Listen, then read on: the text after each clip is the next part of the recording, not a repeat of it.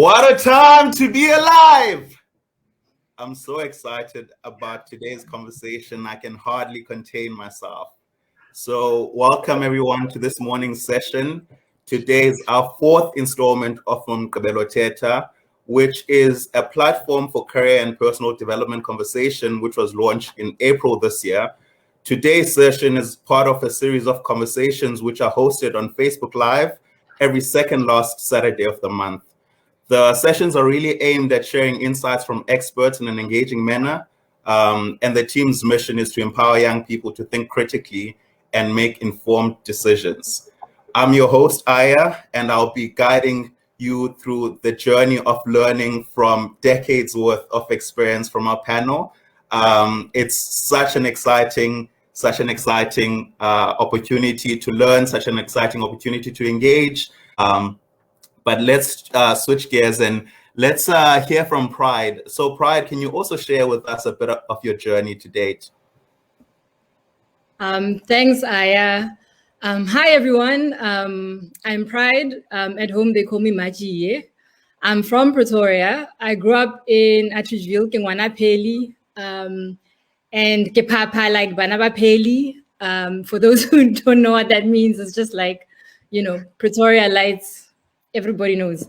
I grew up in Pretoria, and I think career was never something that I heard anyone talk about. I went to an art school, and after art school, I didn't go to an art school to do any art. I went to an art school to do computer programming, and back then we didn't know what that was, so we were taught coding, and we just did it.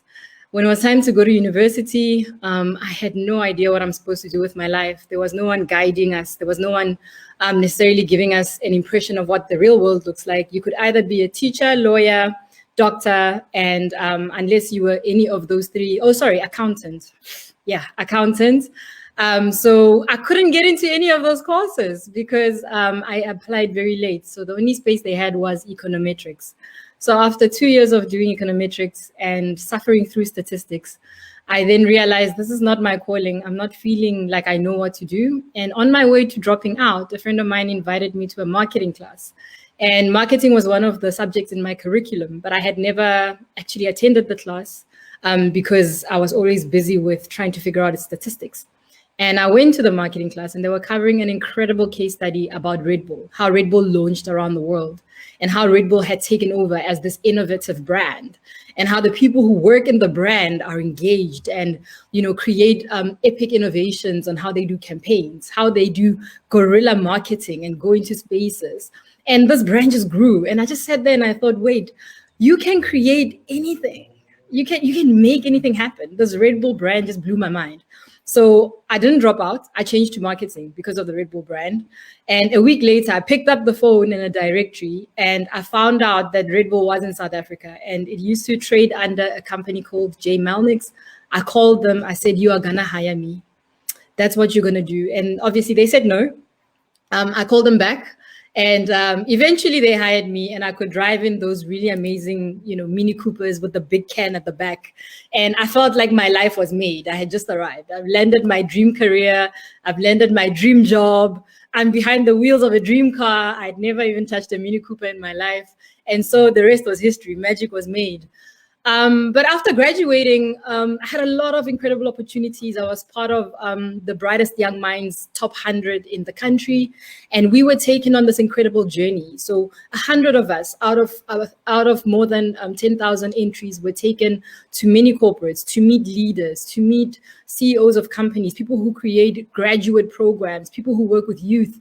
And they told us what careers could look like. They explained to us. We were introduced to Unilever. We were introduced to the likes of SAB Miller, really incredible companies, Nestle. So for this beautiful month, we just had access to every single leader in the country and every single piece of information you can have about career. And suddenly my world opened up because I realized that with enough guidance and mentorship and direction, you can find your way. And so it was that I chose a career in advertising. I joined an ad agency. Multiply a couple of years, I had already moved into an incredible career at SAB Miller. I've worked with really incredible companies like Nedbank. I've worked with Stanlib. I've worked with Cadbury. I gained a lot of weight during that period. And I've been in retail, heading up marketing for the Foschini Group. And through the years, I've realized that I've had the real privilege of working on myself and understanding how to arrive in spaces. And that one example of working with bright young minds showed me how you show up in your space. And through this journey, I've also met a lot of leaders who haven't had that opportunity to work on themselves and work on how they arrive in spaces. How do they lead? How do they lead themselves? Do they know what they're about? Do they know what they want to change about the world? I've used my career through the years to influence how we look at women in business, how we influence businesses to grow within other businesses. I've had the chance to work on marketing campaigns that help artists grow. And that was always the purpose for me, finding ways to expand on other people's purpose. And I realized that a lot of leaders haven't had that chance. So I got into personal branding as a business because I realized that leaders need to know how to find their purpose and how to express their personal brand out there. But not only that, how to actually build on the things they believe in. How does Pam start actually influencing the space for youth? How does Stuart start actually expanding on what he does at work in order to create spaces that people can expand their work? So that's the business I'm in today, and it's phenomenally enriching. It's phenomenally enriching, and you are certainly a very phenomenal individual yourself, Pride. Again, I have literal goosebumps. Let me just start with some of the hashtags. Hashtag Pretoria Lights. I'm assuming there's some people who know what that means. Hashtag suffering through statistics. Hashtag everything. I think for me, just from your intro, what stood out, which definitely going to get into a bit more, is how you talk to the concept of understanding and taking advantage of opportunity. For example, how you called Red Bull and said, not do you have openings, but you are going to hire me. And essentially, there's so many concepts that are coming through: how to arrive in spaces, how you show up, understanding your why, how we look at women in business, topics which I'm really hoping we get to really dive into today. I think that's one of the reasons I opened with what a time it is to be alive, where on a Saturday morning, I can be on my couch, I can be lying in bed, I can be on a flight, I can be wherever, and I can dial into this conversation and get the perspectives that are so enriched from years of the experiences that everyone's had on the call to date. So again, really, really exciting time to be alive. We did have a bit of a technical issue when you were introducing yourself, Pam. So although you did an amazing job, I'll ask you to please just reintroduce yourself for our audience who couldn't hear you. And just to make up a bit of the time, I'll ask that you hand over directly to Stuart when you're done and not back over to me. Thank you, Aya. Pride, it was so lovely to hear about you. And Stuart, sorry you have to wait longer and you guys have to hear me speak again. I'm going to try and speak about myself authentically again, just so you can get the essence of who I am. So I'm dialing in from Johannesburg, and I am originally from Zambia. I'm born in Kitwe, and my mom is Zimbabwean, so I'm half Zambian, half Zimbabwean. I grew up mainly in Zimbabwe in my formative years, up until high school. Midway through high school, I did my O-levels in Zimbabwe. And then round about that time, I realized that I wanted to go into fashion design. So growing up, I had gotten to watch my parents really work hard for their 6 children to just make ends meet. And when I got to high school, my mom took a leap of faith and went into entrepreneurship. So she opened up a travel agency, and things took a turn for us financially. So she was able to send me to the UK to stay with my sister at the age of 15. So I pushed to do my O-levels a year earlier so that I could hustle the plan to go and do fashion design. And so we went to the UK, and I was super excited to, oh my gosh, actually live my dream, like African parents supporting their children to live their dreams. And the week I was going to enroll, my mom then had a conversation with me, and she said she wanted me to go and actually get a degree, a business degree, and at a later stage I could go into fashion. In those days, a career in fashion design almost sounded like a risk, and I think they'd worked so hard that they weren't ready for me to take that path. And so I was gutted, but there wasn't enough time for me to mope around. And so I went with the flow. I did college there for a year, and then I came to South Africa in 2005 to do my undergraduate in marketing and management. I did a BCom. And yeah, that was my first time in the country. I actually left home at the age of 15. So I guess I had learned independence from quite a young age. And when I graduated, at the university that I was, they didn't have a career center. And in those days, there wasn't LinkedIn. There was very few, I don't even know if Careers 24 and Graduates 24 and all those companies existed online, but I wasn't really clued up online. It was the days of high five. And so when job hunting, you'd literally look through the job mail or chat to someone's aunt or your auntie's friend to try and help you find a job. I remember there were two, I think it was Aspen and a few other companies that came, but not that many, like definitely not more than 5 companies came to the campus that I was at Monash University to recruit graduates. And that was the first time I heard about graduate programs. And so I thought that I would be perfect for a graduate program. I had the grades and I did the applications, only to realize that as a Zambian national, I wouldn't be able to get onto a graduate program. And so I really had to hustle hard. Went back to Zambia and we were on holiday. I was with my sister and she was also in a transition at the time. And my parents sat us down and said, guys, why don't you stick around in Zambia? So she did a degree in finance and marketing. I did marketing and management. So they were like, why don't you guys get jobs here? It will be so comfortable. You can live with us. We'll be able to drive you to work. And I'm like 20, 21, I think. And at that time, I had seen the lights in Josie and also just the marketing industry, the advertising industry here was way more advanced than it was in Zambia. And I wanted to get experience. And so we told them that we weren't going to stay in Zambia and we wanted to come to South Africa. And so they allowed us to, but they said that they would send us to South Africa with 3 months rent money and 3 months just living expenses money. And if we didn't find a job in those 3 months, we'd have to go back to Zambia. And so we took a leap of faith and came to South Africa, and it was really, really hard to hustle for work. Found myself tagging along with my sister to her job interview for a sales role at a web design company, and somehow managed to sell myself too. And we both got the role that they were actually recruiting for one person. Earning 4,500 Rand each, paying rent for 4,500 Rand. So as you know, we were having tuna and beans for breakfast, lunch, and dinner, and noodles. It was rough. Anyway, spent most of my time climbing up the ladder in youth marketing. I worked in experiential marketing, specifically targeting youth. So I worked with brands that would be targeting the youth. And then I eventually found myself working in graduate recruitment marketing. So still in the youth space, but with employer brands that were trying to attract young talent onto their programs.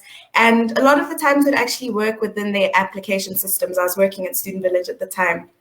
And you'd see 3,000 applications going for one role. And you'd look at the applications and the quality of the applications coming through, and only a handful would have really completed the sites correctly. The CVs were not up to scratch.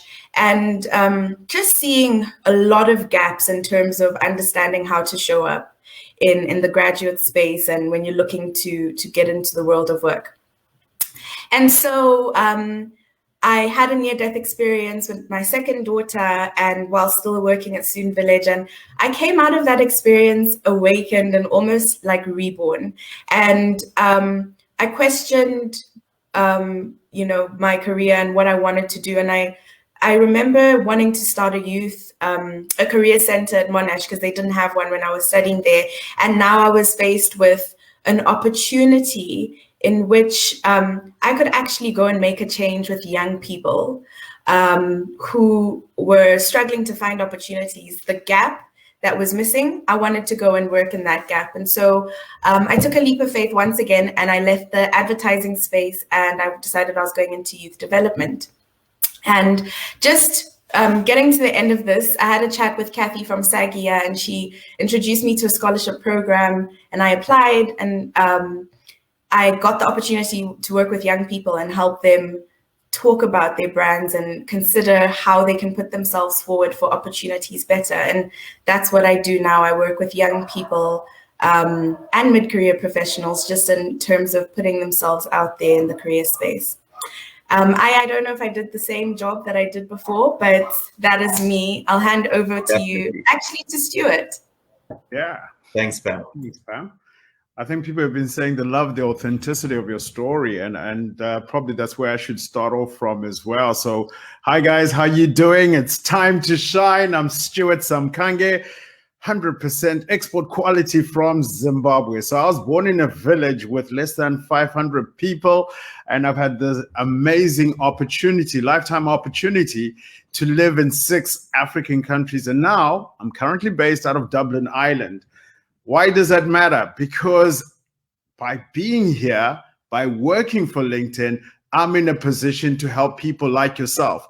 And I'm also expecting people like yourself to help others in your community. I'm all about each one, teach one. Every single moment we have in life, we have an opportunity to be a student and also to be a teacher. And today's session is really about personal branding. And for me, it has worked because the last opportunities I've had have really come from what I do on platforms like LinkedIn and Twitter, which is telling the story of things that I've learned, things that engage my audience, things that educate my audience, things that excite my audience about opportunities that they can go after themselves. So I'm here to share my story in terms of what personal branding has done for me, the opportunities it has opened up for me. And I'm hoping that from this session, you're going to ask questions, and that afterwards, you're not only going to work on your personal brand, but that you're going to help somebody else. That's a short, sweet summary about myself. So 6 African countries, I only speak, unfortunately, I can hear many languages, but I only speak US dollars. So kind. You all speak US dollars. All about the money. Thanks for that amazing short and sweet intro, Stuart. So we are running a bit behind on time, so I won't dive into some of the points you raised, but I do want to flag hashtag it's time to shine, because we'll get back to it in just a bit. But just to get a bit of momentum going, let's start getting into the topic a bit. And branding, particularly personal branding, is a very loaded topic. So let's perhaps unpack it and sort of address it layer by layer. Let's start with actually defining what a personal brand is, and in particular what it isn't, and maybe outline a bit of the distinction between your online and your offline brand. So this question I'll address to Pam and Pride, and I'll ask Pam for your comments first. Okay, great. Pride, I'm trusting you to pick up on where I leave out, especially because you're a pro at the details. So for me, I would say my experience in working with brands really helps me understand what a personal brand is. So I'm going to use that as an example. So when I would work with youth brands, a lot of the brand managers or marketing managers would come and they would say, we've got this product that we want to launch and we want to make it appealing to young people. And that product that they're trying to launch, there are other brands like that on the market. So how do we look cool? How do we grab their attention? It's really about taking the attention and getting them to connect with this brand that you're trying to launch. How do we give it a personality? And so we would sit down and would come up with different concepts of how to do that. But in order to think about the personality and be able to communicate that, you needed to know what this product actually is going to do. What is it? What are the benefits? What are the value? What is the value proposition? Why should I buy your brand over another brand. And, you know, with young people, also their disposable income, they really think about where they spend their money. So why should they spend their money on this brand? And so when I think of personal branding, I think of it in that sense. You have to go back to the brand, the product itself, before you can actually think about how you're communicating it. And so personal branding is more of an extension of who you are. It's a way that you leverage off your personality, your qualities, and what you offer, and you present that to people that matter for whatever it is that you're trying to gain. And some people think that they don't have personal brands, but everybody has one. It's just a question about whether you've been intentional about it. It's just a question about whether you care how people receive it or perceive it. I was thinking about this last night, and I think the best way to think about your personal brand is it's an experience that you're giving people. So what experience are people getting of you on and offline? Things have changed with COVID, and so people are under pressure to actually show up online now. You can't hide away from that if you have goals to succeed and go far. But I would say offline, your personal brand is how people experience you, what they know you as. If someone says Aya, what comes to mind when they mention Aya? When you're in a work environment and the manager knows to specifically call on this person for this type of challenge or project that they want to work on, it's his personal brand that is the reason why he's being called. When you are in the in a cafe or in a lunch cafeteria, people get to experience each other. And you know that Aya does this and this person is like this person is controversial. And so online, it's up to you to decide how you allow people to experience you. I'm going on a tangent here, so I'm going to hand over to Pride, but I hope that you understood from my long story, personal branding, it really is the experience of that you give people of who you are. Over to you, Pride. Thanks, Pam. I like when you talked about the benefits, because I think one thing that a personal brand reflects to any other product brand or service brand is that, you know, when we do branding, we talk about that. We talk about the benefit. There's two things. There's the intrinsic of a brand and the extrinsic of a brand. So a lot of people say, what is that? You know, the extrinsic is the things that you see on the outside. You know, when you're thinking of any product, you know, I'll use Coca-Cola for the sake of, because many people have had a Coke, what it looks like, the bottle, the labeling, the colors, the fonts, that's all on the outside. That's the extrinsic. And then there's this part about the intrinsic. Coke spends a lot of money and energy and strategy on their formula, on the quality of the formula, on the quality of what goes in that bottle. And so do many products. So if you think of product branding, think of it that way. There's always an extrinsic story, and then there's an intrinsic story. The intrinsic story differentiates with quality, with, you know, Coke won't tell you what their formulation is. And there's always been this battle between Coke and Pepsi about which one is the better formulation. That's a conversation about the intrinsic. What happens is a lot of brands that come on the market, they just base their marketing on extrinsic values. They go only until a point, but then people lose interest because there's no authenticity to it. There's nothing that's linking them to the product. You don't know if you're buying something quality or not. So people fall off. So, but when you're producing something that has quality on the inside, the intrinsic has quality and it's clear, and the purpose of the brand is clear, then people are actually loyal to that brand. The intrinsic is what creates the loyalty. If I take that and I kind of compare it next to a personal brand, as Pam was saying, that's what you should think about. You know, it's about what's on the inside of you. What actually are you bringing to the table from the inside? What's driving you to do the things that you do? What are you interested in? What do you want to change about the world? How do you want to leave the world better? And how do you want to influence and create spaces that actually create influence for others? What do you want to produce? Is there a product you want to produce that's going to do something great? That's the intrinsic. That's what's on the inside. And then the extrinsic is how you're going to present this. You know, in what ways, what's your look even? How you're going to take your LinkedIn picture, where you're going to put it. And then the channels come into play. What channels are you going to use? So social media and LinkedIn and Twitter and any other platform, blogging sites, those are all channels. The true brand lies in you knowing what you sound like, on the outside and then who you are on the inside. That combination, along with knowing what your purpose is your brand. There's a quote that I liked. I think it might be Jeff Bezos. And he said, your personal brand is what people say about you when you leave the room.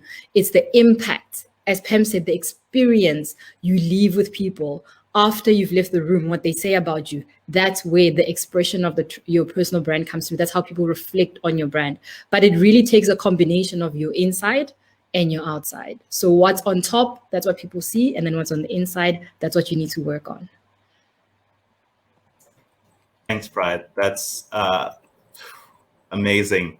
I think Stuart has some thoughts on the topic as well. But Stuart, I'll just add a bit before you comment and say you're a very good example of some of the elements that go into developing a personal brand. So when you comment, can you also just tell us that, or tell us how It's Time to Shine fits within your own personal brand? Yeah, sure. Love to do that. I love the comments that Pam and Pride mentioned just now, and I wanted to put it in the context of the young people that are actually watching. So despite the gray hairs and the beard that I have, I'm actually quite hip, right? I got young kids. And one of my favorite music genre is, of course, hip hop. And in hip hop, I love this guy called Sean Carter. Might be familiar with him. Some people call him Jay-Z. And I'm sure you've noted that even the way he dresses has changed. And reporters did note, because back in the day when he started, it was all about Rockefeller jeans, white t-shirt, gold chain, and a cap probably written New York facing to the side. And that's the image that he had. But of more recent times, and maybe it's credit to Beyonce, but the man has started suiting up, wearing suits, three pieces, etc. And a reporter asked Jay-Z and said, Jay-Z, are you trying to be a businessman? What's up with the dress code, etc.? And I think his answer is profound, especially now when we're thinking about our own personal brands. Because Jay-Z said, I'm not trying to be a businessman. I am the business. Man, you are a business. You should hold your own personal brand as a business. The way companies care about where their logo is seen, what size of font they use, what kind of context it's associated with.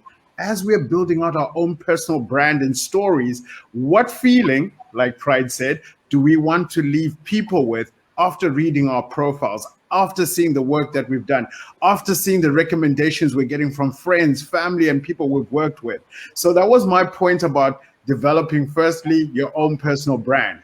Then you started asking me about, of course, It's Time to Shine. And I'm sure some of you have seen me post on Twitter, on YouTube, on LinkedIn about It's Time to Shine. This is a philosophy that I personally believe in, because I believe that right now, with everything going on and with all the technology that we have available to us right now, more than any other time before, it's time to shine as an individual. This is the time where you get to show that you are the best candidate for that role that they're advertising, that you have done the pre-work to understand the problems that company has. You've done the pre-work to build up the skills that they are looking for. You've networked with the people that can help you get into that organization. So it starts off with you as an individual taking pride and sharing in a humble way the things that you're good at. Then again, it's time to shine for the companies. It's time for them to tell the story of why you should work there, because it's not a one-way traffic. They need to sell themselves to you. So organizations are also using this time to talk about their values, how they're helping people through the times that we're going through. And then lastly, I used to live on the beautiful continent, but it's still in my heart. It's time for Africa to shine. The resources we have, the youth population that we have, the challenges and the opportunities we have are phenomenal. But we need to own that narrative. And first, owning that narrative starts with you. How are you telling your story? Your struggles to get a job, your challenges with interviewing, your success in getting that job or becoming an entrepreneur, your influence and impact with the people that you're working with. How are we telling that story so that the world sees that, you know what, Africa has the right youth, the right skills, the right natural resources, and that it's time to work with Africa. So it's time to shine really for me resonates across all areas from a personal perspective, from the organizations that we work in, and of course from the world that we're trying to impact. I hope that answers the question. Wow. Your energy is just infectious, Stuart. I feel like just listening to you, I'm ready, like, give me something, point me in a direction. It's time to shine. So I think from what our panelists have shared, I mean, a lot of amazing insights, and we're gonna keep unpacking the conversation. So stay with us. We probably will also tag on about 15 minutes towards the end of the conversation. So please do stay tuned in for everyone in the audience. Just switching gears a bit after that being taken to church and addressing some of the comments from our audience. Alfred is asking, can a personal brand change over time? If so, how does one go about changing it? I think Pride, can you take this one first, and then we'll tag in the rest of the panelists as we go. Yeah, I think the question is so pertinent because it speaks to our understanding of which part of the brand changes. You know, I want to use Jay-Z as that example, and then along that I'll use, you know, known brands as well. The Jay-Z that we knew before the suits is still in there. The man who literally believes in himself, believes in his community, believes in the words of growth, believes in generational wealth, was there when he was still Hova. You know, he was there when he was still time to actually talk about building. The man that we have now is someone who has actually experienced building and is experiencing what it means to now expand this thing into like a global like explosion. So his look has changed and his demeanor towards it has changed. So he has grown into his brand in some way. So that shows change in terms of evolution and growth. Your brand can change, but not necessarily the intrinsic. The extrinsic of it and how you express it does change. It's so hard building a brand, Aya, when it's a personal brand. It's easy when we're talking about Nike because you can advertise Nike and people will buy into it because, you know, it's there, it's a product. When you're a person, there's things about you don't know about yourself. When you're starting out, you don't know how to behave in certain places. So for example, I'll give an example with myself. I was young, ambitious, and very bullish about my dreams. So as a result, I built my career in a very quick and I pushed. I spent a lot of time pushing. And part of that pushing also pushed people away because I wasn't necessarily connecting with people. I was just always like moving. And sometimes people just want to be and enjoy, you know, time with you. So it resonated with people who were ambitious at the time, but it definitely pushed away people who were not able to keep up. So I was all about the hustle, right? So in that hustle journey, I was still preaching hustle, but I was leaving out self-care. I was still preaching hustle and I was talking about it because I was so passionate about it. But I was leaving out the values of actually taking care of your health. Now I look at my brand and my very first point of call is about my health and it is about my self-care. However, I'm still about connecting people to economic freedom. I'm not changing that. That's my intrinsic. My intrinsic was with me from day one. I believed in the collective growth of all Black people, as an example, just because of where I came from. I still believe that. But this time I do it differently. I do it consciously. I do it with the knowledge that you can burn out as a person. I also do it with the knowledge knowing that some people are not built to speak this way. I found my voice later in life. So if we had LinkedIn, Facebook, and Twitter when I was starting my career, I would have crashed. I did not know how to articulate my thoughts. My brain runs faster than my mouth. So as a result, I'm an introvert, and I don't know how to reserve energy all the time for everything. So had I had all these tools, I probably would have been a recluse and just gone away. So my brand has changed from someone who's just thinking a lot and doing to someone who's thinking a lot, doing, and can share. So yes, your brand can change as you grow into yourself, as you grow into your space, but your intrinsic, the true reason why you're there, your purpose doesn't necessarily change. It evolves and it grows because you get more opportunities to express it and to expand on it. So really the change that we're talking about is growth. You also trip on yourself, ne, Aya? I've done many things that I would be too embarrassed to put on social media. Hence, I'm very happy there was no social media when I was coming up. There's a few years when I worked for SAB, I'll never quote in public because you'll never look at me the same. You'll never think, oh, I know this. You'll literally just be like, your pride, what? And those things I've grown from. And I've had to publicly apologize for some of them to my colleagues, to friends, if I've done something like that, where I've disrespected my brand or crossed over the line. And through that, I've grown. So that is a change. Your brand does change, it evolves and grows. If you really understand your intrinsic and your purpose and stay true to it and come authentically forward and actually cop to the things that you can't do and learn from other people, you can definitely evolve and rebrand yourself. People do it all the time because they are now better people and they have more information. The more information you have, the better you can do. The more you're entrusted with big things, the better you must become. So do better. Yes. So Pam, let's get your thoughts on the topic. Yeah, there's so many nuggets that Pride shared, and I want to just maybe re-emphasize some of them. So she said that she got more comfortable with her story. That is a big one when it comes to personal branding. You need to know your story and you need to get comfortable with your story. And you have to also get comfortable with who you are if you're going to have an authentic brand. So when we're talking about your brand changing, you should give yourself the permission for your brand to change. But your brand is changing in relation to how you are changing. So what I wanted to just point out is that when you're personal branding yourself, your personal brand is not a pretense. It's not, you're not putting on a show as someone that you're not. And so if you are changing authentically, your brand is changing with you authentically. And so the one thing that I think, if there's any point that I would like to raise that someone in this call can take away from is your brand needs to be authentic, and it needs to basically amplify what's going on with you inside, like Pride says.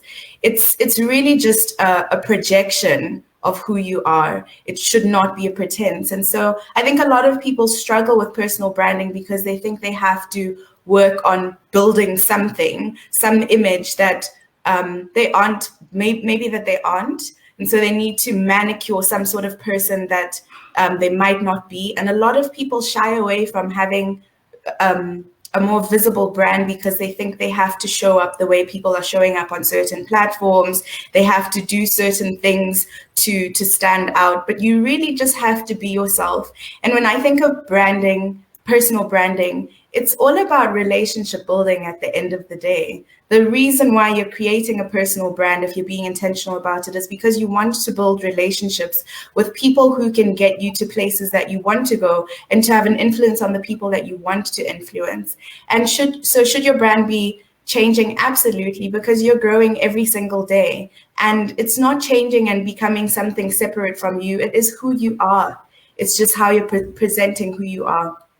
And the sad thing is that a lot of us are hiding who we truly are because we are afraid. We do not think that there is space to be who we truly are. We're a bit, I spoke about imposter syndrome in my first intro, but we are afraid to show up and say the things that we truly believe. And I'm not talking about controversial things, but we second guess the things that we want to post that are on our heart because we don't know how people are going to view us.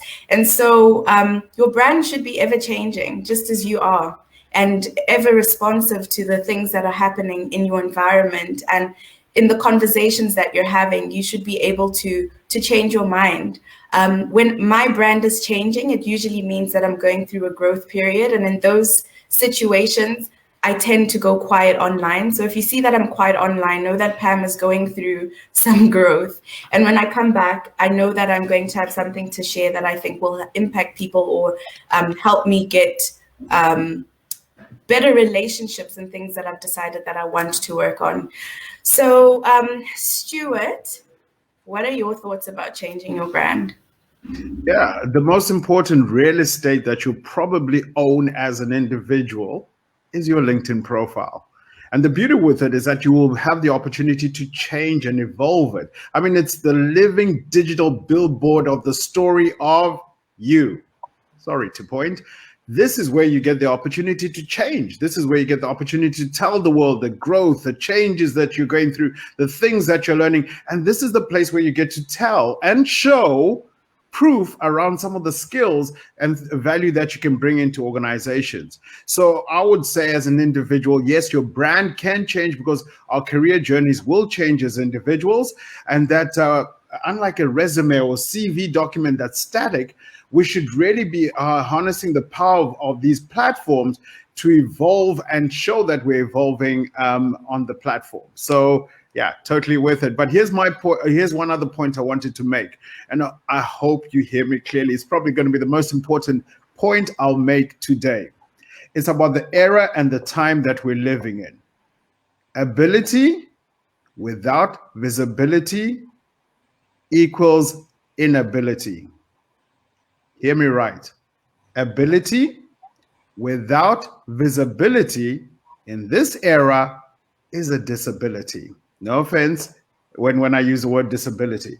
If people don't know what you're good at, if people don't know what you're looking for or what you're struggling with or the value you can bring, the impact, the engagement, the education, if people don't know, how are those opportunities going to come to you?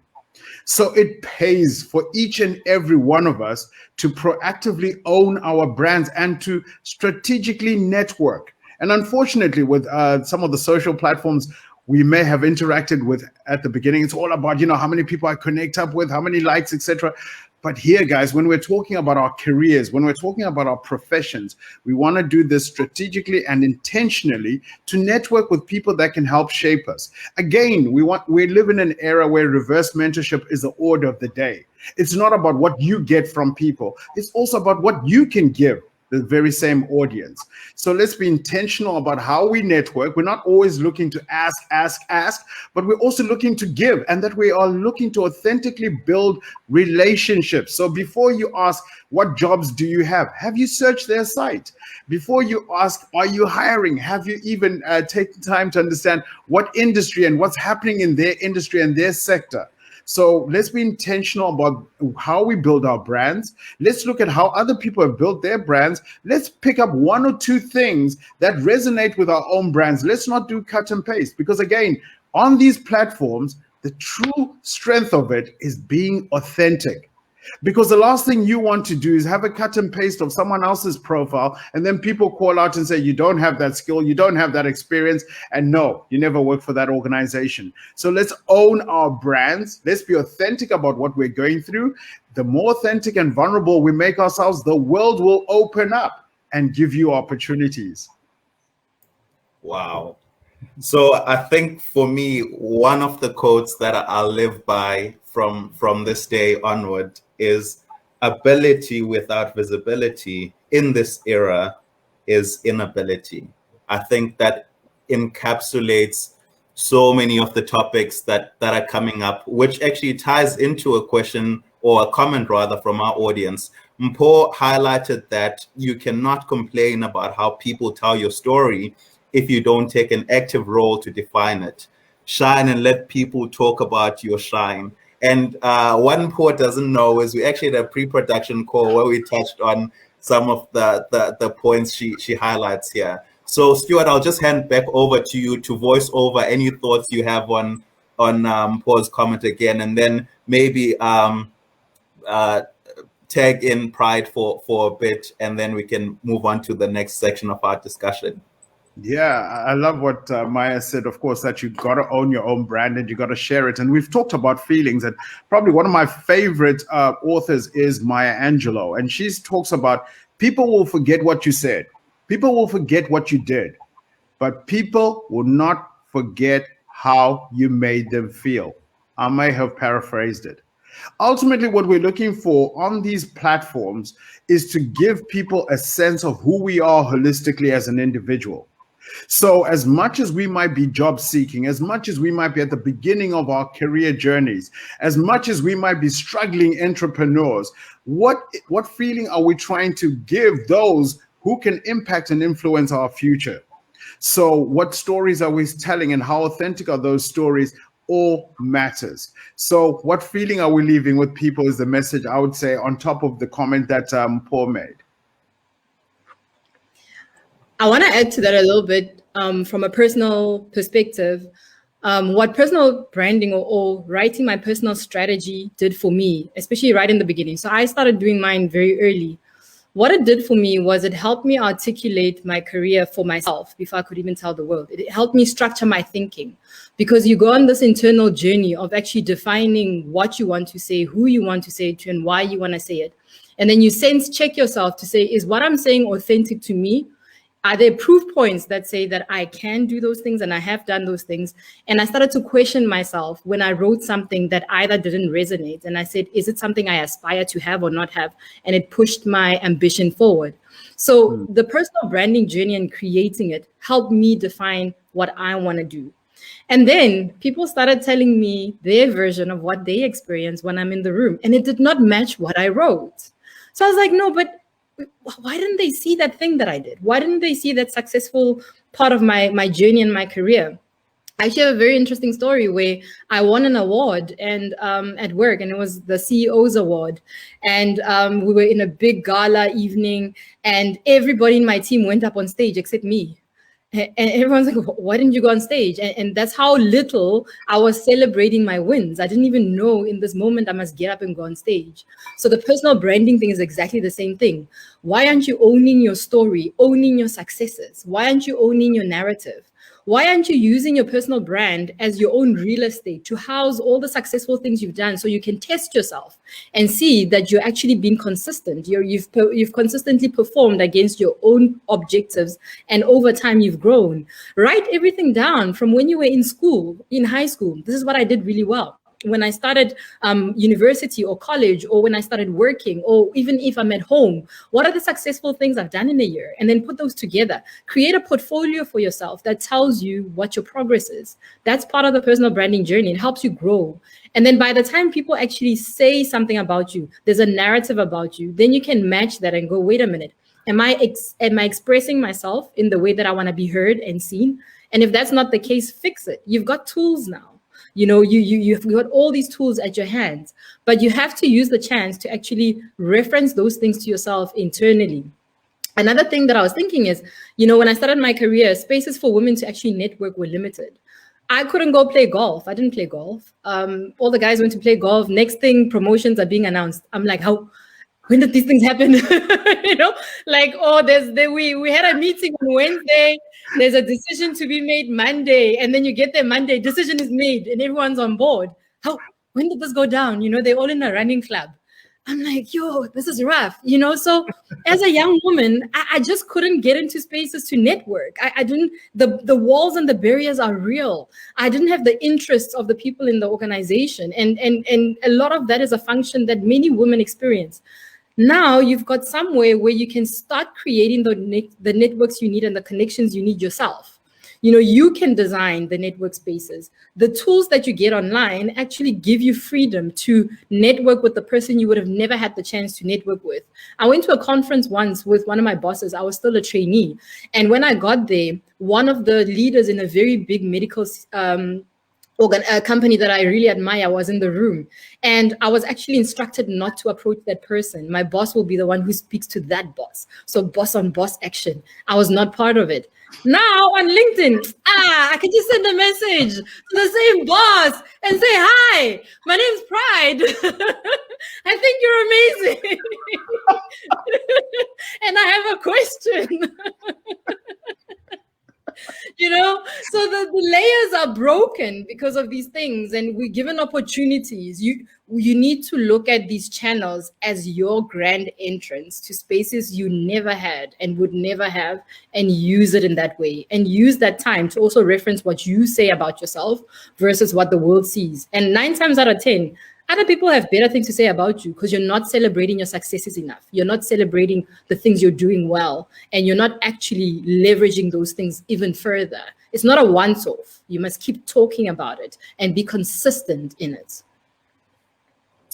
Thanks, Pride. Wow, I don't think I've laughed and learned and just enjoyed being in awe and listening to someone like I just did in the past few minutes in a very, very long time.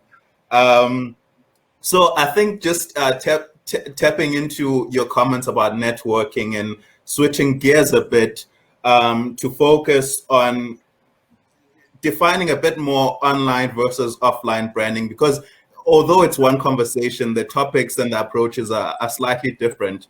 But before we get into that, maybe Pam, you can comment on how you've seen the balance of competitive advantage, the balance of power switch between a flip from online to offline in our current context of COVID-19. And again, I know people are probably tired of hearing about COVID, so we don't have to go into the matter in depth, but we just need to get started so we can context set a bit. Okay, so you've given me a really tough one. And I'm gonna go from different angles. So I think I wanna start off with access. I think COVID-19 has really, it's really raised the need to have online presence, but it's also shown the divide between those who can easily access and those who can't. And so I often think of those who are in, say, rural South Africa. I had the privilege last year of working with a bursary program. It wasn't the scholarship that I was assigned to, but it was a different program. And I was coaching tertiary students who were actually at colleges here in South Africa. And for them, so the purpose of me going on to these calls with them was to really just help them around career development, getting ready for the world of work. And a lot of it was around personal branding. But the calls that we were having were actually voice calls because they didn't have data to have WhatsApp calls. So how do you even begin to have a conversation about making your LinkedIn profile pop, post videos, think about the content network when you're speaking to individuals who don't even have access to data to hand in their assignments? And so I think the one thing that COVID has really shown is that some people have a competitive advantage just by virtue of privilege, which is unfortunate and a problem that I think a lot of people are trying to solve in the networks that I'm a part of. But then at the same time, for those who do have access, you have those who maybe have access to an internet cafe or internet on campus. This is a time in which COVID-19 is asking of a lot of people to be creative and to be resourceful and to really think about the tools that they have and what they can do to leverage their brand in those spaces. So if you have the opportunity to maybe be on campus to submit an assignment, or you've been given data by a scholarship program that you are a part of, or you've got a data bundle that you've received from your mom or whatever it is, use that chance to create a profile. And maybe you're not going to be that student that posts every day and is networking, but the opportunities that you get to go online, look for the right connections and maybe have network in a way that would give you the opportunities that others are getting a lot easier. Now is not the time for excuses, but I just want to say that I'm very much aware that there is a vast majority in the country who don't have the access to even have this discussion that we're having, to even show up on this call.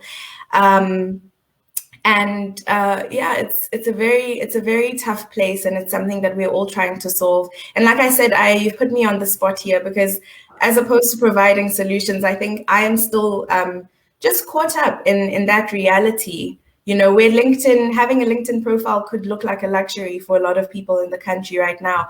I remember a lot of conversations I have with young students and grads is, your CV is on a Word document. Why not go onto Canva and spruce it up? For some students, Canva is a luxury right now. And so these platforms that we're having, and just being able to be here alongside Pride and Stuart and you, Aya, to have this conversation is one of the ways that we solve for this. Yeah, but COVID has really made it a lot more challenging. And so if you want to be competitive and you want to get ahead in these times, you need to be resourceful. So don't sit around making up excuses. Don't compare yourself to others. Just look at what you have and find ways to make it work. Thanks, Pam. I think you've touched on a point which, particularly in a South African context where you have 60-odd% of the population living below the poverty line, we have significant challenges and we have a long way to go in terms of access. I'm not sure if Pride, would you like to comment on any thoughts around that or expand on your experiences in that space or in that topic? Sure, Aya. I really like the consciousness that Pam brought into this specific question around access, and I think that the ability to almost fix the connectivity is almost like a glaring challenge to society today, because we actually don't have a choice. We have to eventually address it.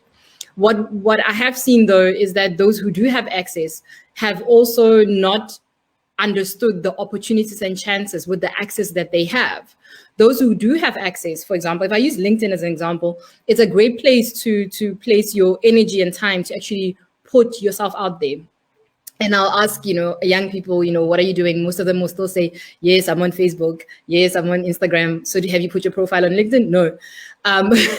So whilst there is this big gap between those who can and those who can't, when it comes to those who can and access, there's a lack of understanding of where can you put your energy and time, and then where can you actually expand on your profile so that you can actually be found in the right way, and how do we make sure that what you're putting out there is actually correct. I like to be practical, and I didn't grow up in an era where we have social media, so I do understand the magnitude of it, but there's a mindset that's still stuck way in the past, like long before we had any of these channels. So I always reference my practical side, and then I reference the tools that I have to actually expand. And on the practical side, what I've realized that we need to start spreading the word and teaching people how to actually think about their locus of control differently. What are the things that you can actually control in your environment and space? If it starts with just a piece of paper that's your CV, or the Word document that's your CV, how do we perfect that so that you can actually use that? Does it have to be, if you can type a CV, then you can get on another platform. So now you're in a space, so your control mindset says, if I can type a CV, there's connectivity here, I can get onto a Canva. Let's start preaching something like that make yourself accessible to that environment. If I can't be on LinkedIn all the time, should I put my profile on LinkedIn? Will people see it? What if they DM me back and I don't get back to them? Then use it strategically. Leave a note there that says, this is who I am, this is what I can do. I don't have access to data all the time, so please make sure you reach me. Yeah, people actually respond to that kind of thing. Create almost like a mindset of control and influence around yourself, and use the things that you do practically. Speak to your family and friends where you can and say, I need help with this. How do I leverage your space at work so that you can check my LinkedIn for me? That's something I used to do when I was in boarding school, and a friend of mine, her sister had access to, the real online world back then, which was still floppy disks, giving away my age. But I would then ask her, please, can you save this for me? That was a big deal then. Can you save this on a disk for me? Ask people who have access at work to actually do that for you. Give somebody your profile and ask them to do it for you. And then think a little bit further. Now you've kind of got your influence in place. If your biggest influence and network can be in your university space, or if you are in a college at the moment, go to college with the intention of creating maps of where you're gonna have a hit rate. Tell yourself every Tuesday, I'm gonna be in the lab checking online. and then make that a routine. So create controls around yourself and your routine. When are you going to send messages out to people? When are you going to check in on those messages? How are you going to create that space for yourself? And make it a regimen and part of your life. Building your brand is part of, and using the channels that you have and the areas that you can connect is part of almost like a gym. And the better you get, the muscle grows. And then you get better at connecting and talking to people. And you suddenly have more access than you had, even if you only have data 2 days a week. You know how to use that data to leverage yourself. And lastly on that, man, get to know where the Wi-Fi hotspot is. There's a Wi-Fi hotspot everywhere, even if it's 15 minutes. Listen, log in, check DMs, send a message, inspirational quote, respond. 15 minutes is up. Use your hotspot. I still hotspot everywhere. I don't care what's going on. I get to a mall, I'm on the free Wi-Fi, I get to a store, I'm like, hi, excuse me, what's your Wi-Fi? There's no reason to be using your data for anything. So, get into the habit of actually accessing the spaces that are given, no matter how limited, and create a regimen for yourself and watch your spaces actually expand and grow. If someone says to you, what should I get you for your birthday? Tell them you want a Wi-Fi router and paid for 6 months. Get into gifting that actually makes people's life progressive. So that's the locus of control and regimen that I build around myself. And I actually think that if you try it over time, things expand and the influence that you can create for yourself actually grows. Wow, this should actually be a masterclass somewhere. Stuart, your thoughts? No, pride, and of course Pam covered the points exceptionally well, and the fact that we talked about making sure that it's inclusive and that we don't leave anyone behind, which is the whole point of having these sessions, is that some of us, of course, have family and friends and that we are related to that might not have access. So it is upon us, each one to teach one, like I said earlier on, to really share what we're getting out of this session with those who don't have access. And when they do have access, again, we might not be the best person for them as a mentor, as a coach, etc. But platforms like this do provide access to other people who are successful that they can get access to. Again, when it comes to helping people practically get ready to enter into roles, if someone should approach you today and say, hey, I want to know more about your company, want to know more about this job, you were young, you were starting your career a couple of years back, giving back, just giving someone a view of what your company is struggling with and the type of people that they hire, the type of dress code, how they should present themselves, I think goes a long way to ensure that people who have equal skills have access to equal opportunities. And again, it shouldn't be a matter of I went to this school, which is, classed in this manner, etc. What we try and do, of course, on the LinkedIn platform is give equal opportunity to everyone. So you might not have someone within your network who can help you prepare for an interview, but by using your LinkedIn profile, you can learn how to answer common interview questions, how to prepare for them, how to do them virtually. And I think there's a site that they've just put up here. I encourage everyone who's job hunting to go out and have a look at the site, because what we've done at LinkedIn is said, what are the 10 jobs that have a livable salary and have been consistently in demand? And then we've said, those are the jobs. So what are the skills that people need in order to get these jobs? So there are learning paths that have been created for you to go after roles like a project manager, data scientist, all the jobs that are trending on the platform right now. So go on to opportunity.linkedin.com. Now that I've said that, I've paid my rent. I want to go back to you as an individual. So as an individual today, you might be gainfully employed, you might be going well on your career, but I'm encouraging you after this session to provide for your network, of course, what you've learned from this session, access to your organization in terms of what are we about, what are the jobs about, how can people best apply for those roles, for you as an individual to take it upon yourself to mentor, to coach, to share every day what you learn. And then the last thing I would say also for you as an individual is to continuously evolve and build your personal brand by taking an active role in your own personal brand. Then you'll be better set to help other people. Thanks, Stuart. Some nuggets of wisdom coming out there. So we have a bit of diverse background which we need to cater for, and we have a lot of ground to cover. So we'll switch gears a bit again and try to cover a bit more ground on the topic. And Stuart, maybe you can lead us off on addressing whether there's a different path to building a brand as a professional versus as an entrepreneur, and then we'll tag in Pam and Pride thereafter. Perfect. Like we said a little bit earlier on, own your brand. And it's so important, especially when we're given so many choices of platforms that we can be on. For those who are joining this midstream, you've heard me talk about LinkedIn because I work at LinkedIn. But it's the best place for business professionals or getting access to the professional world. So you could be an artist, you could be a musician, you could be a doctor, you could be a nurse, but this is where you find the people who actually hire people to come and work in their organizations or to provide services. Now, LinkedIn, contrary to most people's notion, is not just about job hunting. It's a place where you can go even as an entrepreneur. So yes, it might be hard to get a job, but I encourage you to do work. Demonstrate that you have the capabilities for the roles when they do come up.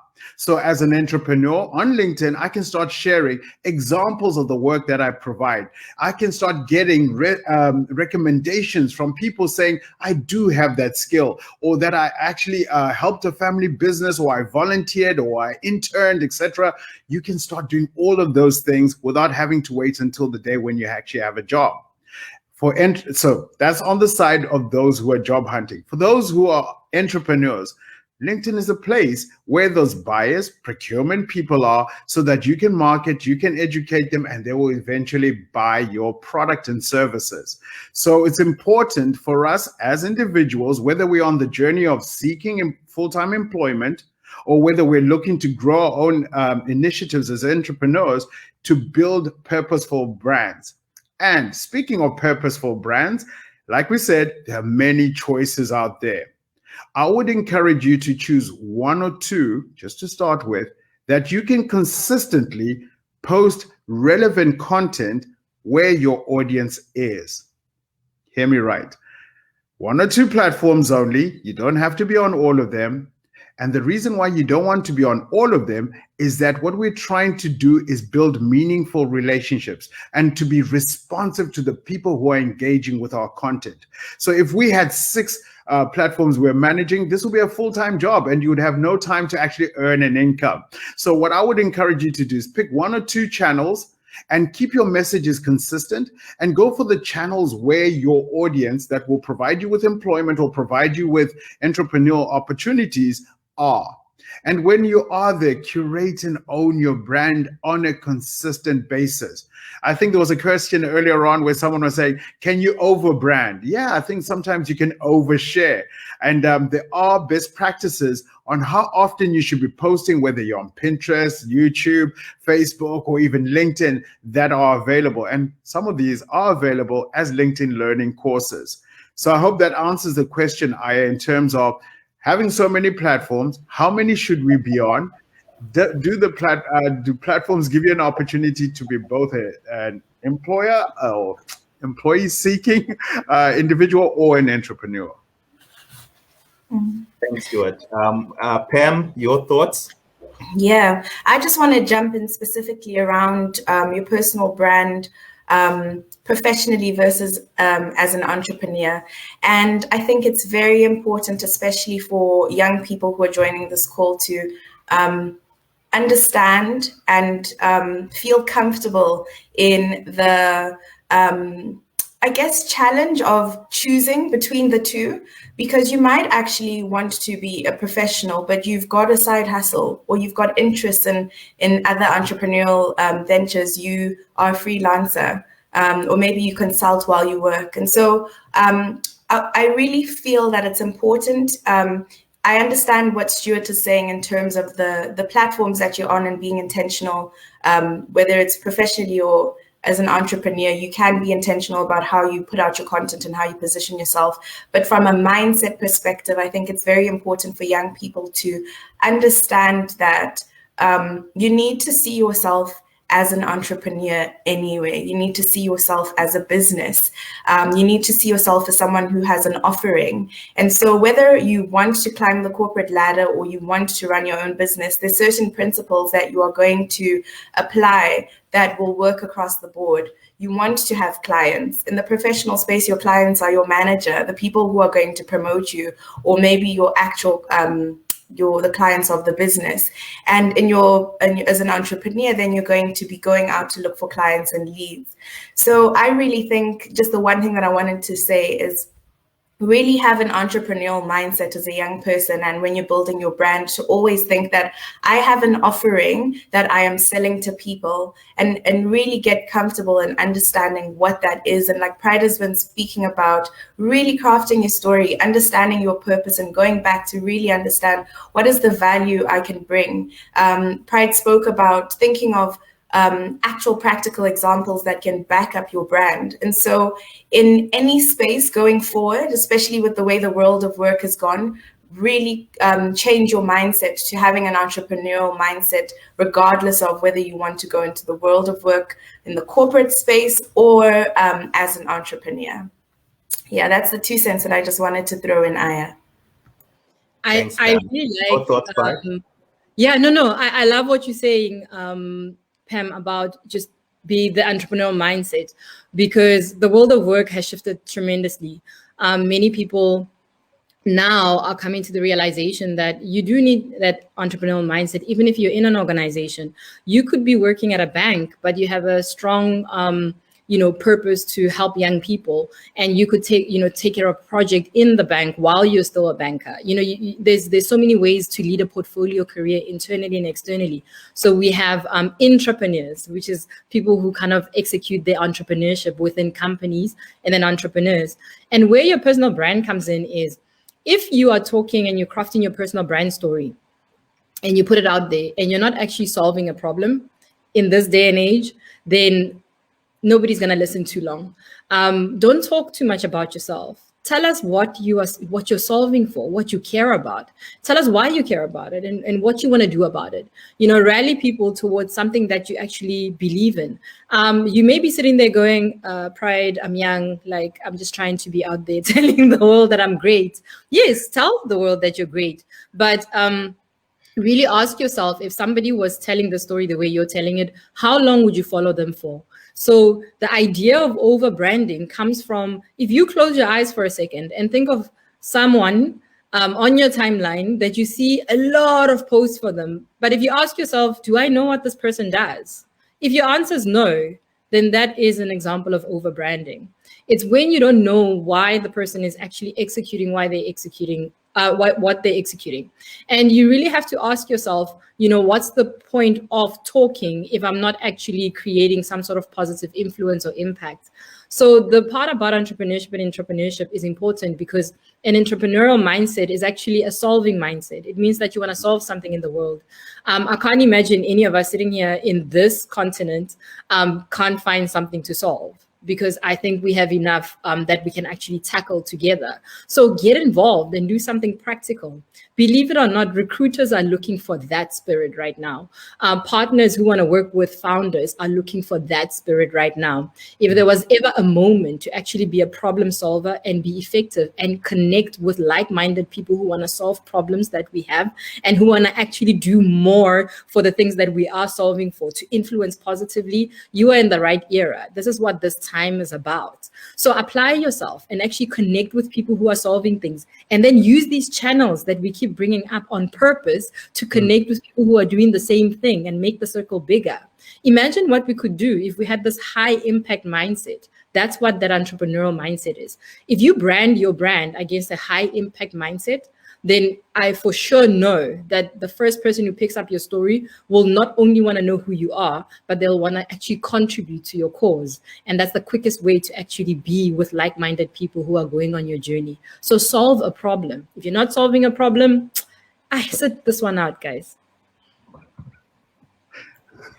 Thanks, Pride.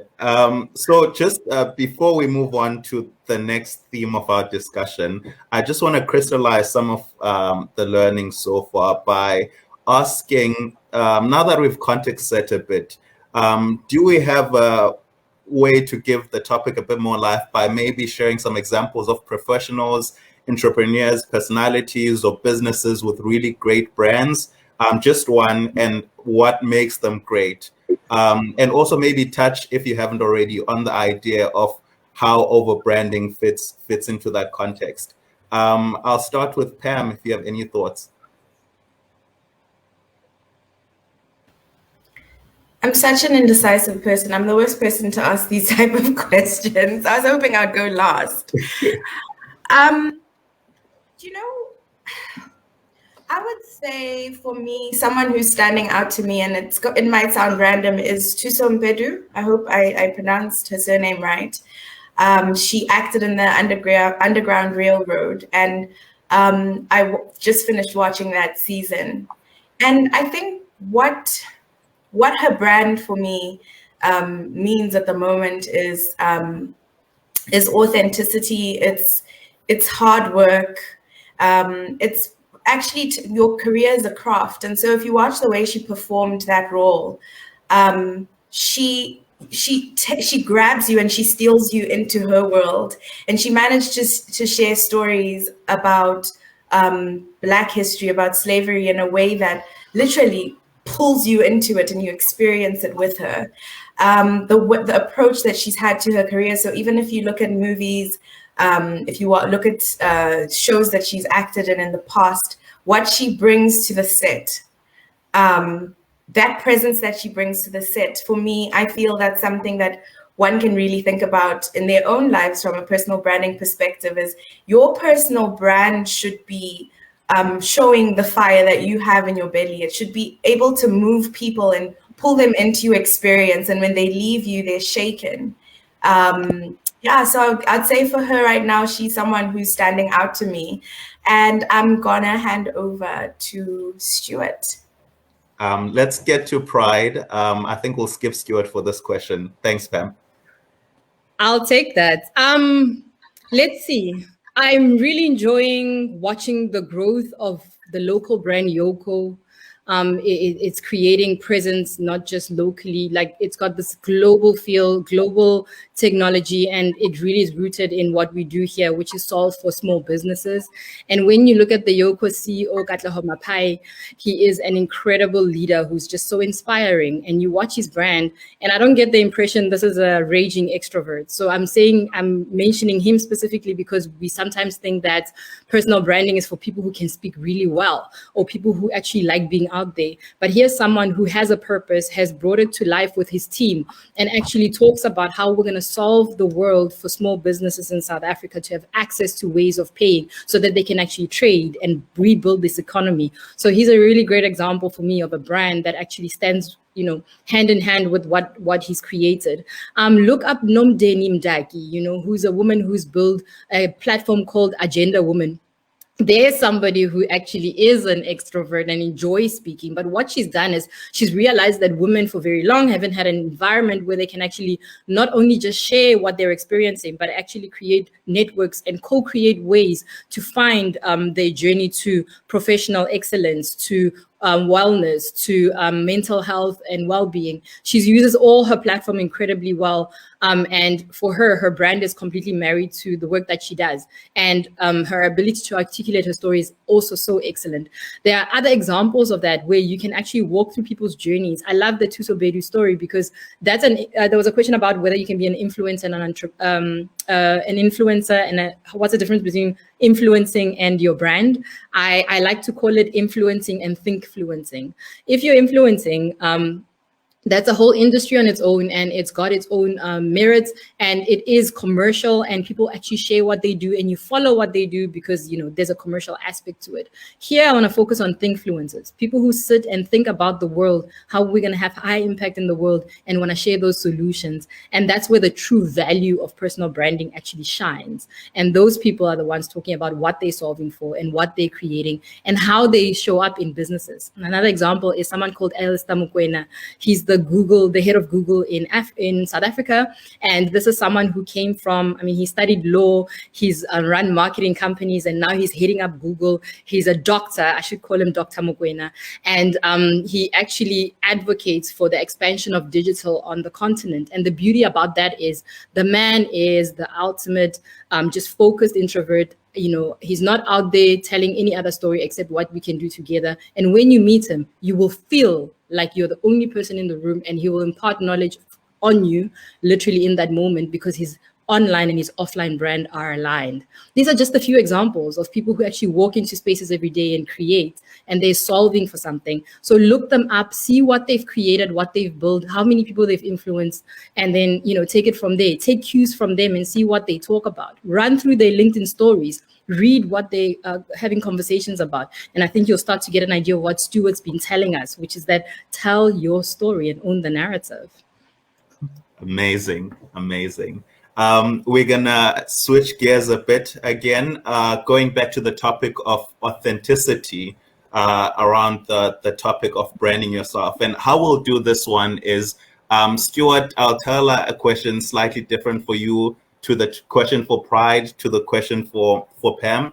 So Stuart, what I'd like you to just share with us is how one should define authenticity, or how you define authenticity in the context of building your brand, particularly online. And then maybe you can share your thoughts around, I've seen a few of your talks where you outline the role of storytelling in building your brand. And then Pride, I'd like you to tag in thereafter and maybe share how you communicate a purpose-driven brand, especially if that purpose is not aligned necessarily to your day job.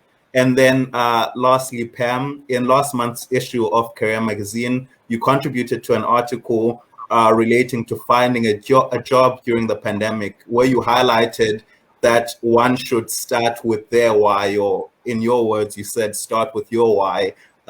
Just on the topic of authenticity as well, I'd like you to maybe expand a bit on that and interpret for our audience. So Stuart, Pride, then Pam. Yeah. So I said earlier on, it starts off really by, first of all, knowing yourself. What are you about? What can people rely on you for? What are the things you're genuinely passionate about? What are the skills you have, the things you're trying to grow? Once you know yourself and you understand the audience that you'll be talking to, it makes it much easier to have a narrative that's consistent, and a narrative that, of course, that is engaging. What I look at from a personal branding perspective and keeping it authentic is limiting the number of platforms that I'm on. I'm personally on 4 channels, but I think people only know me for probably only 3. They know me for my LinkedIn profile, which has helped me live in 6 African countries and now in Europe. They know me also for my passion around HR and helping the communities make the working world a better place. And now I'm starting to help universities and students around that. So I'm authentic about what my day job is, but more in turn turning into how I can help the people that I'm serving. So like I said, every day you get an opportunity to be a teacher. I invest a lot of time into learning my craft, learning the audience and the people that I'm trying to help, so that when it comes to interacting with them, I can authentically say, I don't know this, I do know this, and here's what I've seen that might actually give you value. So authenticity is absolutely important. And when it comes to being authentic, I think one of the things that we can also take on is that little element of vulnerability. Looking back and say, well, in hindsight, what would I have done differently if I was in this situation? Because that hindsight then provides a learning point for someone else who's starting up on that journey. So that'll be one of the points I'd make on that. Lastly, I'll just end off by saying, when you are online, I try and center it around, I think I call them my 5 or 4 E's. I usually forget the last one. So it kind of varies between 5 or 4 E's. The first one is, what am I doing to empower my audience? What I'm sharing, how will it help you? And as it helps you, how will I excite you to actually take action today? So I'm hoping after this session, you start working on your personal brand. Next, what we're trying to do on social platforms as we build our own brands is use it as a platform to engage. Because when you pose a question, when you share your top 4 tips, not your top 5, and you ask your audience for what is the 5th point that I've left out, you're getting that engagement that grows you as an individual, and your audience feels appreciated and brought into the conversation. And then ultimately, and last, is to edutain. How do I impart knowledge in a way that is entertaining? And this is where the storytelling comes in. Human beings engage and understand stories way more than they would when they see statistics and facts. So out of this session, some of you only probably remember that I come out of a village of less than 500 people. That's the story that stuck with you. But I'm hoping you use that little element of that story to be curious enough to say, well, hold on a sec. He said he's on Twitter. He said he's on LinkedIn. He said he's on YouTube. Let me go and discover a little bit more about this person. Lastly, my last platform is, of course, Instagram, but it's a little bit different. I'm using Instagram for a different purpose. So you might see me on LinkedIn, where I'm interacting with people to tell my business story and to educate the communities I'm in. I've purposely chosen, if you search for me on Instagram, not to follow anyone.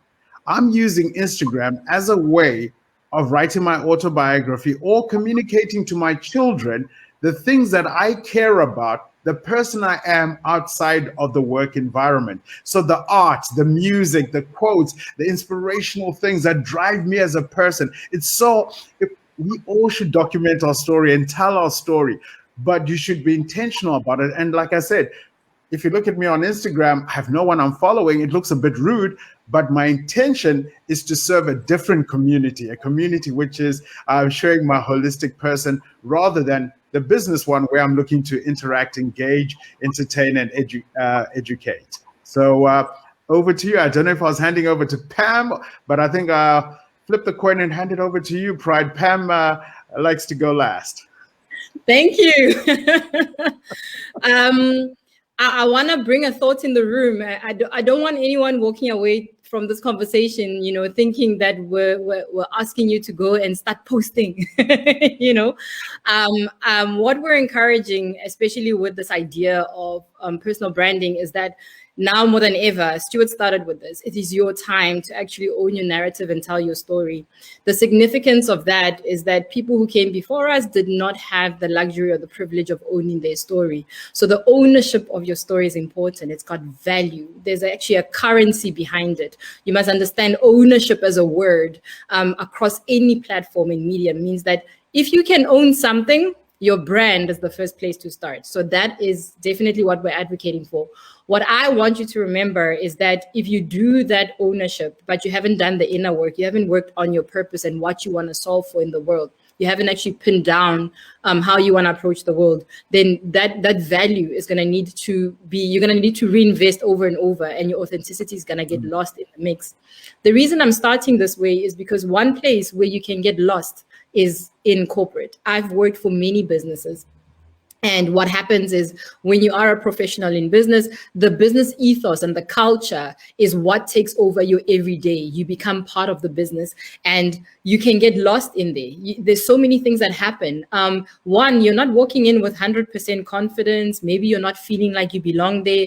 Those walls were not necessarily built for someone like me. So already I knew that I was on the back foot walking into these spaces. But having been there, I can 100% say that there is a way to navigate spaces that are not aligned to your purpose and are not aligned to your brand in a way that can actually influence your brand.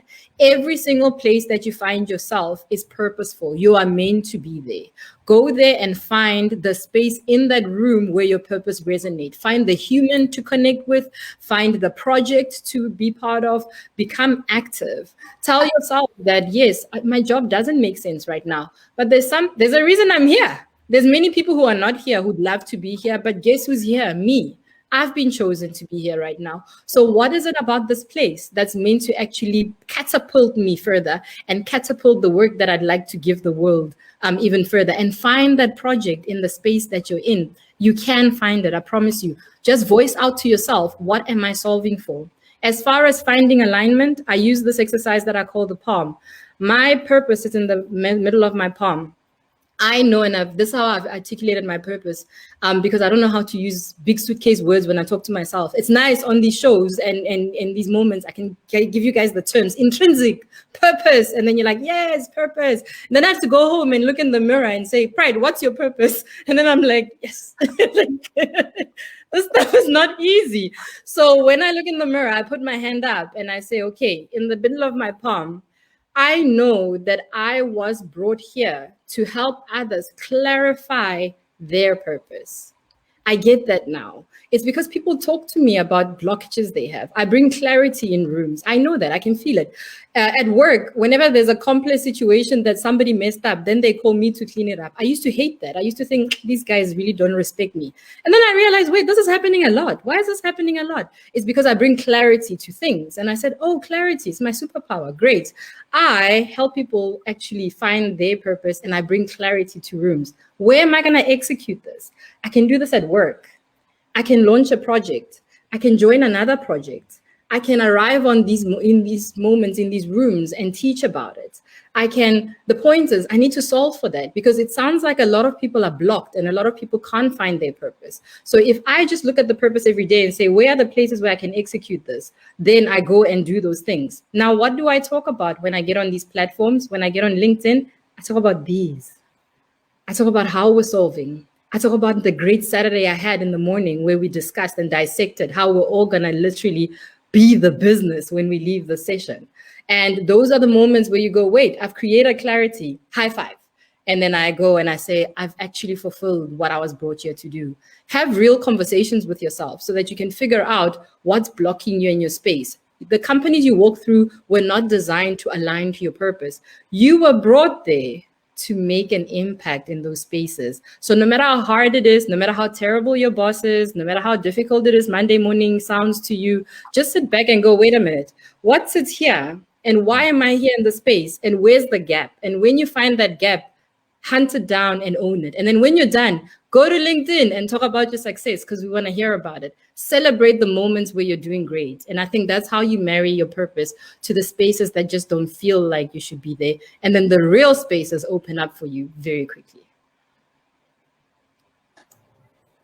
Wow. Pam?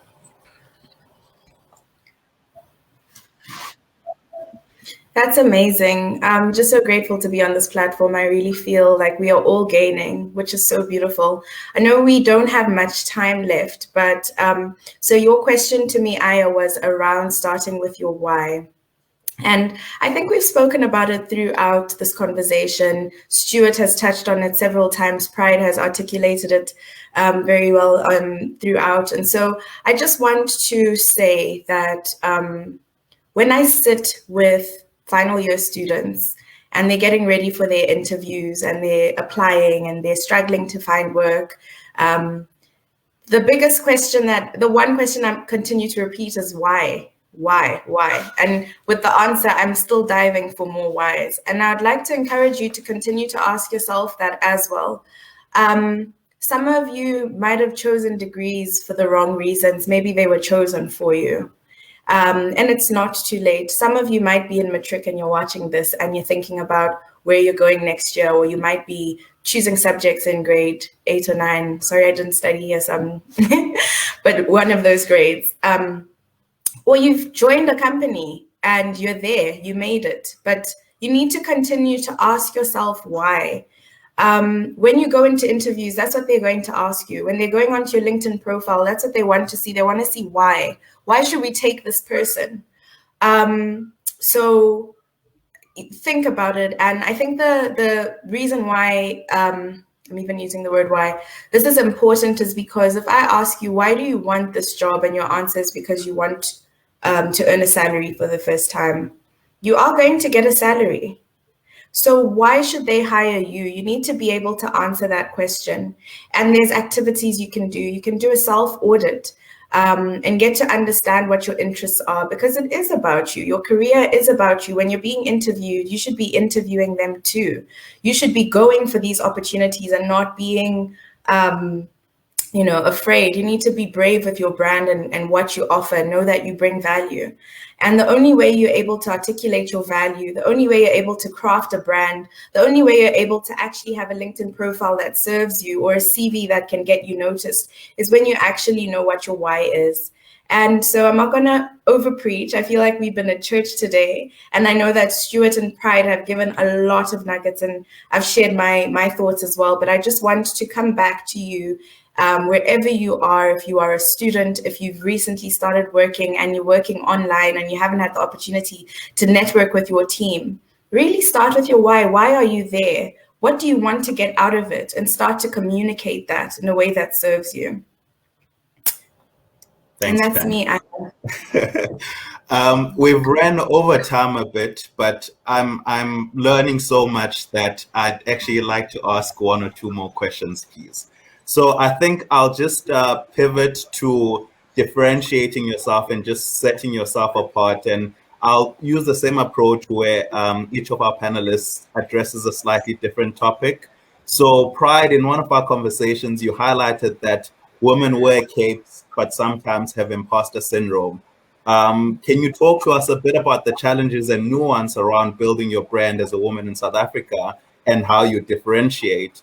And then Stuart, what advice can you give on building thought brand leadership? I know this is something that's particularly close to your heart and your work as well. And how does that advice change for someone who doesn't have, say, particularly strong credentials? And maybe you can also touch on how the role of endorsements fits into building that credibility a bit. And then lastly, Pam, if you can just outline for us how one can develop and give reach to their offline brand. We've discussed a lot online, and I think we did mention networking offline, but we can maybe touch on that particular topic and explore that particular topic a bit more. And so the order will be Pride, Stuart, and then Pam. Thank you, Aya.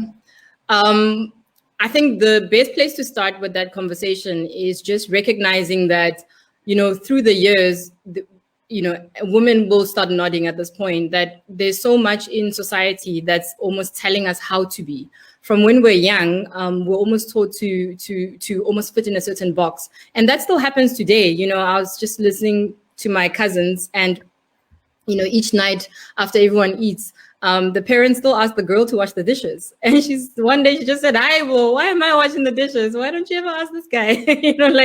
And it's these subtle subliminal things that happen in many spaces that actually tell us how to be, until you actually walk into a professional space, and then yet another layer of what you must be starts to come up. So I know when I started my career, a lot of us were actually trying to contend with what's happening in the space. So we found that we were having to perform a lot more to prove ourselves, or behave in a way that's a bit more tougher, a bit more masculine.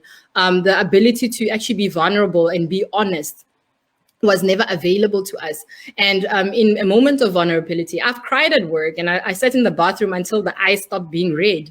And, I know that many people have had that experience where you feel like, wait, I can't even cry at work or give off that fear. And the reason I was crying is because something had happened at home, so it had nothing to do with work. I should have been okay to actually do that. But beyond the crying, it's also the ability to present yourself in a way that shows the work that you do. Because we were taught when we were younger not to do that. Professional spaces don't necessarily give you permission to then say, okay, now you're allowed to do that. So what I've learned and what I've had to grow into, and what many of us have had to realize, is that actually you have to actually teach yourself to surpass the guidelines that are provided for you in these spaces and just be. And as a result, I found that being myself, no matter what that looks like, you saw me today laugh, scratch my head, do all kinds of weird things. I do that in the boardroom. I do those things when I'm sitting in front of CEOs and boards. Everyone is aware and very comfortable of the pride they're going to get, because I've over the years figured out how to just authentically be myself, and confident enough to know that those cues, the extrinsic cues, don't always challenge what's actually on the inside. but articulating my extrinsic in a way that I can meet people halfway. Because just because you're growing doesn't mean everyone's growing around you. So as a result of becoming a little bit more conscious of myself and being more confident and accepting that some roles are given to me because I actually am brilliant. Imagine that thought. Then I started challenging convention and solving problems and actually started winning. And when I said women wear capes, it's because once it clicks in your head that, oh my goodness, I actually know what I'm doing, then you've got the license to go. And so starts this thing about you going and going and going. Where imposter syndrome then starts to kick in is throughout your life, no matter where you're going, you're always going to be an apprentice. And that is not a function of being a woman. That's a function of being. You're always going to get to a place where you're learning something new. When you were in standard 2 and had to go to standard 3, I don't know what grades are these days, or when you left, primary school and secondary school and had to go to high school, you become an apprentice again, you start again. And so your chances of believing that you're supposed to be there are real. When you leave high school and go to varsity, the same thing happens. When you leave the cocoon of varsity and walk into an organization, your doubt sets in. So it's about addressing the initial doubts of walking into new spaces, knowing that some feedback that you're getting is not because you're a woman, or it's not because you're Black, or it's not because you're young. It's because you're an apprentice. And you need to actually start getting into knowing your craft and doing the work to know the craft so that you can start expressing yourself better. So we're always skating between this feeling of self and history, where I come from, what I was told, what I was taught, how I grew up, what my parents said, I must respect elders. Now at work, I must just greet them with their first name. And all those things come into play. But then we're also working against real feedback about our performance, about our knowledge, about the fact that we didn't put a comma where it belongs. And somewhere in those conversations, I think we have to actually observe when imposter syndrome is a hindrance, but then when critical feedback is required for your performance to be better, for your brand to improve, for your brand to have performance measures that we say, she did that, and then we can tick next to it.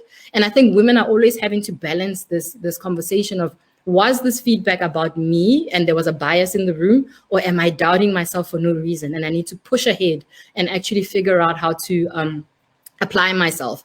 And in all these instances, my encouragement is that don't do it alone. Talk to the next person who you're familiar with or you're comfortable with, because they will give you true feedback. Talk to someone you trust in that environment, and then they'll tell you, no, you're being too hard on yourself. Or they'll tell you, no, you could have done better. You're better than that. And I know it. And then that'll propel you to actually start having a different conversation with yourself. It's a way that we can measure out whether we're truly suffering from imposter syndrome, which is real, or whether we're suffering from not listening to true critique because it's relevant for your growth, and measuring the two and figuring out how to run ahead with those. It's so hard to follow you, Pride, because you covered everything and you cover it so well. You're a great communicator. And of course, I was asked the question about communicating on LinkedIn, about thought leadership. Thought leadership really is about sharing what you believe in and some of the thoughts that you have around certain topics. And I encourage you to start doing this, whether you're seeking a job or you are an entrepreneur, because what we're trying to do, like we said, is build up that engagement, get people associating you with a certain topic, or at least getting to begin to understand how you think and how you work.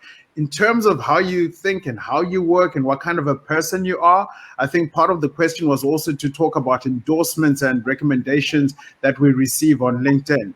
These really go back to the point that was made earlier. I don't know if it was Pam or Pride who mentioned it, that Jeff Bezos' quote was that your brand is what people say about you when you're not in the room. So whether you're right now looking for a job or you're gainfully employed, people will talk about you. People will talk about the work and the quality of work that you bring. But people also want an opportunity to authenticate their thoughts about you.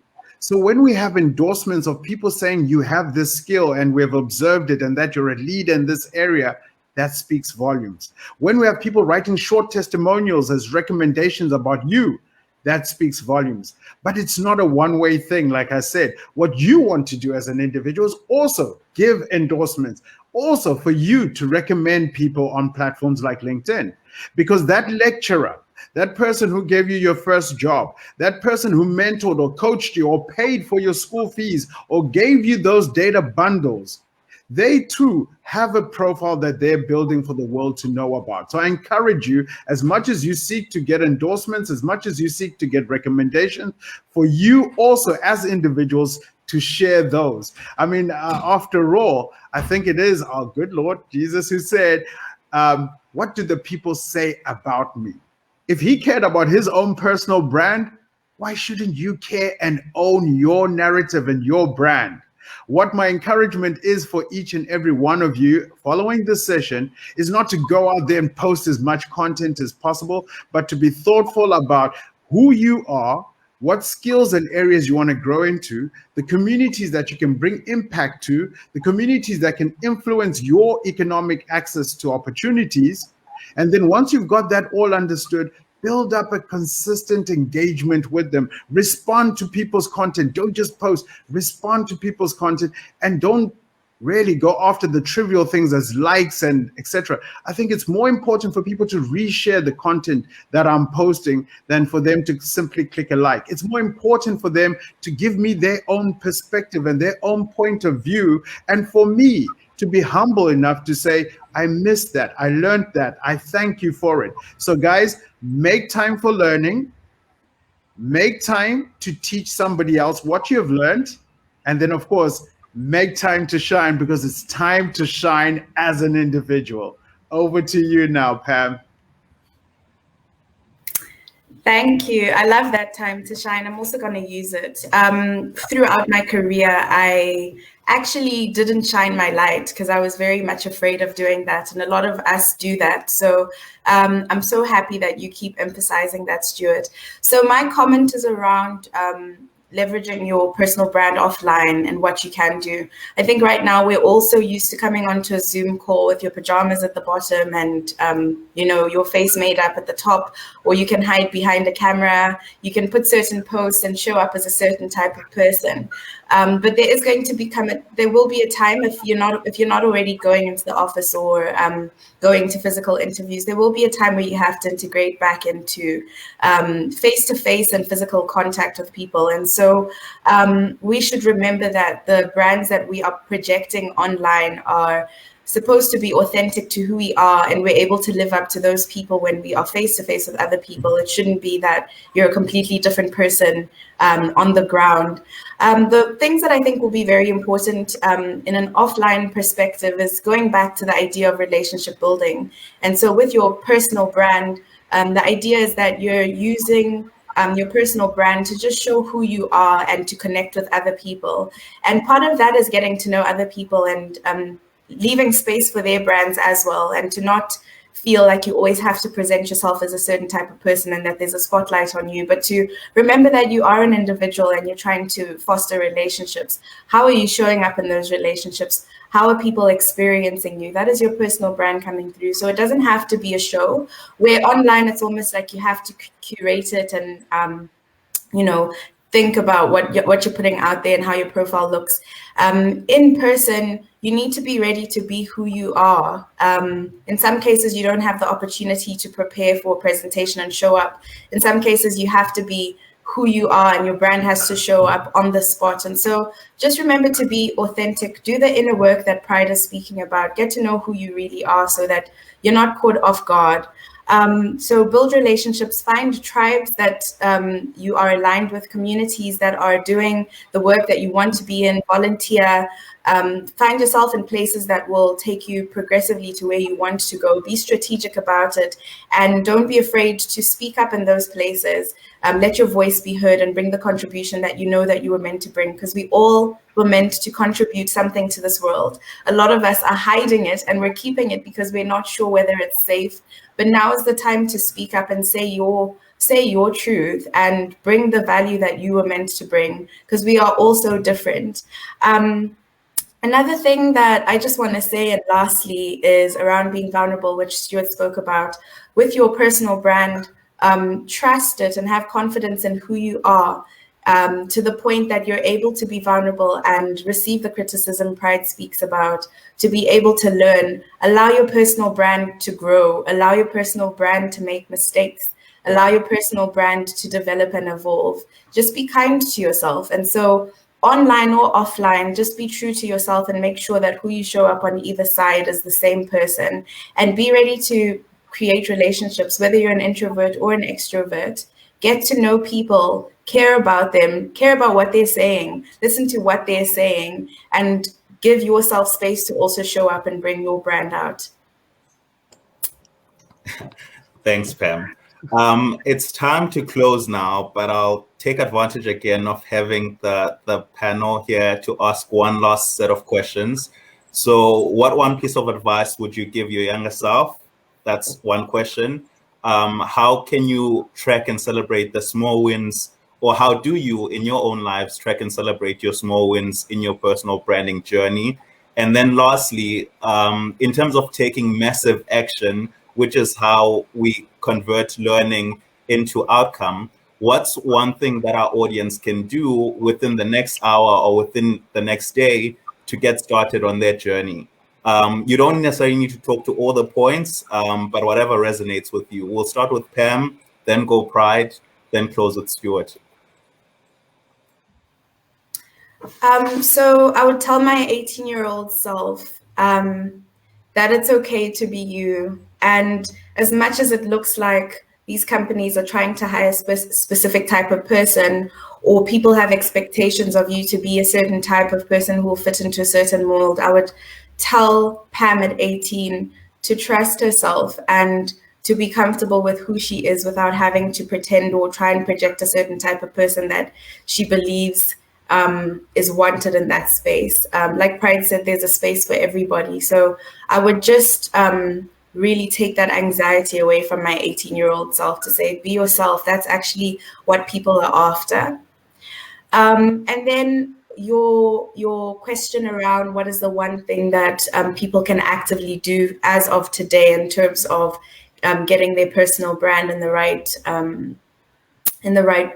space, I would say is to go and do the inner work and to go and figure out your why, understand where you want to go, why you are where you are today, and what value you have to give to people. And then everything else can happen authentically, it can happen organically, and it can happen in baby steps. So don't feel that by tomorrow you need to have your LinkedIn profile is on point and you have a YouTube channel and you are just putting yourself out there, but rather baby steps and pace yourself. And just remember, you are being yourself and you're showing that to the world. So just do it slowly, solicit feedback from people who you trust, and also listen to the feedback that you get that might be unsolicited, and give yourself space to develop your brand and understand your story and how it comes through to the world and how you want to bring it out to the world. Thanks, Pam. Any thoughts, Pride? If I gave myself, my 18-year-old self advice, it would be never to lie to yourself. And everything about where you come from matters, and not to hide where you come from, because that's actually the humble beginnings of, how you started, and never, ever lie to yourself. And if you read anything about yourself on LinkedIn that you put in there and you think it's a lie, change it. There's an edit button. And the first step I would take today, just as a first stab, is the same way any website has an About Us section. Write a short paragraph and call it About Me. Start there. And when you know what that paragraph is and you know what it means, and start with I believe in as a sentence. And then you can say all the other things that you're doing. And then that'll be the best place to start. Everything else will roll into place. And then take advantage of all the channels that you are comfortable with. You don't have to be everywhere. You just have to be somewhere where you resonate for the people and for yourself. And then leave it there. Nice one. Thanks, Pride. Stuart? Yeah, it's hard to be the last one to speak on this one, but if I was to speak to my 18-year-old self, hey, you look good, you look great, you're going to grow into a successful person, so don't stress. It's not about how much you know. People don't really care about how much you know until they know how much you care. So focus on learning your craft and what impact that craft will have on society as a whole, and give, because the get will come automatically. Keep learning, keep keep looking at other people and looking at how they've crafted their journey, and from it, pick up the things that resonate with you. Don't pick everything. Pick the things that resonate with you, the things that you're passionate about, own them, and the world's your oyster. It's time to shine, Stuart. Go for it. Thanks, Stuart. So without further ado, I think it's time to close today's session. Thank you to our amazing panelists for your time, for your sharing your journey with us, and also opening up a bit about your own experiences and your own journey, and being, I guess, as you called it, vulnerable with us. We really appreciate that. Thanks to our audience for joining us. We really appreciate you taking the time to learn with us and grow with us this Saturday now afternoon.